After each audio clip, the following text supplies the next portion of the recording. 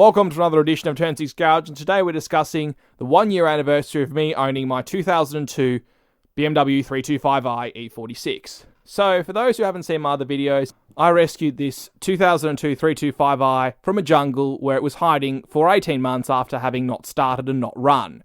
It was a car formerly owned by a family friend of ours that initially rang me to work out what it was needed to scrap this car. It was on a property that was being vacated, and I decided to decode its VIN and work out what on earth it was. And when it came back as a Titan Silver 02 325i with the 5-speed automatic transmission, I thought, I think I should save this car. It was another Eurotrash damsel in distress, and I was the knight in shining armour to go and save it. Like so many other cars that I've given a second chance to over the last 18 months. So in the year I've had the 325, what's it been like? Well, everything that was broken that I still haven't fixed is still there. There's still a few things I have to fix. The indicator, the brakes are a little starting to get a bit long, and the suspension needs a bit of work, but nothing else has gone wrong apart from what was already there. The 2.5 litre M54 is a wonderful engine. The same cannot be said for that 5-speed automatic transmission. Gears are all really tall, and it's great on a freeway. Not so great in town if you leave it in D, so you have to put it into sport mode. So the things I have sorted out are fuel pump, the mass airflow meter, coils, plugs, a final stage resistor, and the seatbelt buckle.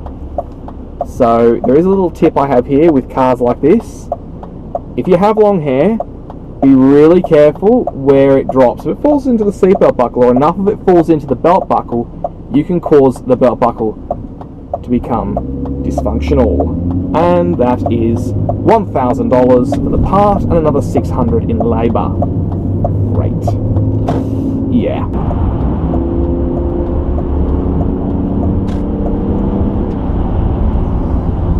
Where the 325 is at its best is on the freeway.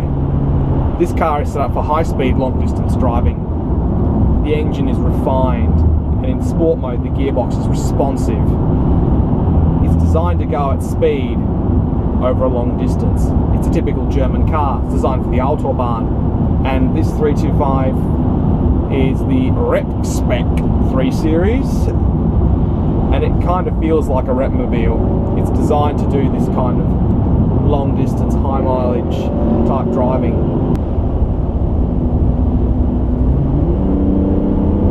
And that engine note, that M54 is such a brilliant engine. If anything, it makes me want to buy another M54. Yep, to go with it. I'm very happy I rescued this thing from a jungle. I'm very happy that I saved this thing from a scrapyard.